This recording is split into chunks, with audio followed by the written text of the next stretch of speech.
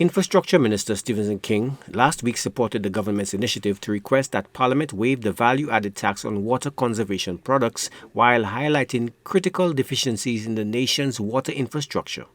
King excoriated the previous UWP administration's management of the John Compton Dam dredging project, revealing that despite tens of millions of dollars invested between 2016 and 2021, only 8% of the dam was successfully dredged.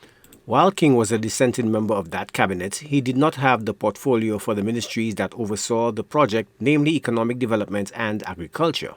In the initiative to dredge the Roseau Dam, Mr. Speaker, after 3 to 4 years of that project, only 8% of the dam was dredged. Only 8%, having spent $60 million, Mr. Speaker, engaged in an activity that was designed to move away from the original intention, move away from the scientific intention, and to do based on the whims and fancies of others in an endeavor and a claim of dredging. Only 8%. King argues the lack of progress on dredging the dam and fixing the network has compounded water supply disruptions, thus necessitating storage tanks and water pumps for private homes and businesses. It means, Mr. Speaker, that the people of this country are left now to fend for themselves. Fend for themselves to be able to put reserve at home in their community, so as in any event, as we see now, the shortages which are happening, the many cutoffs that we are having, where you have WASCO having the need to shut down the system to allow them to be able to do repairs.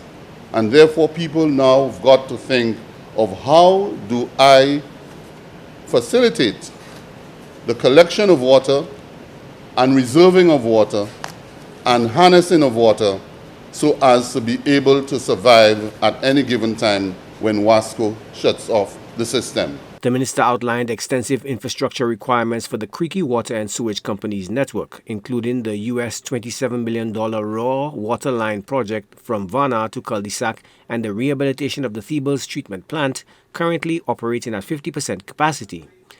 King estimates that WASCO requires over $250 million for comprehensive system improvements. Mr. Speaker, as we speak, in an endeavor to improve the water system in this country, WASCO will need well over $250 million to undertake that exercise.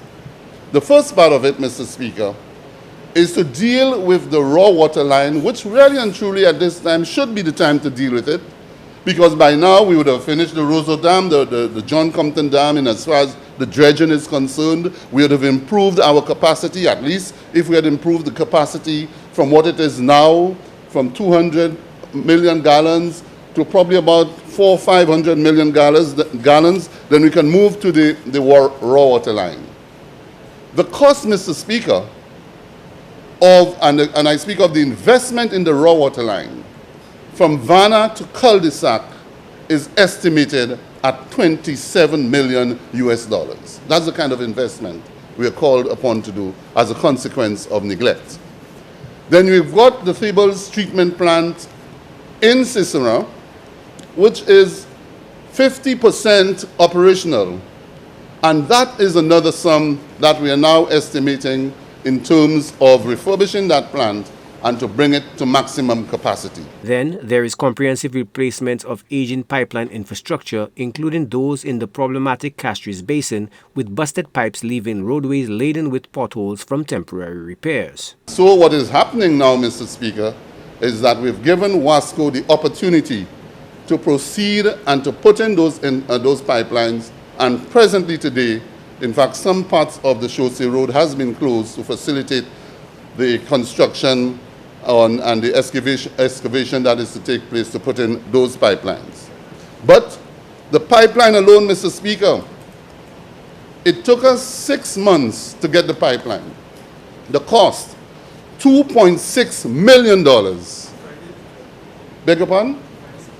To establish the new pipelines.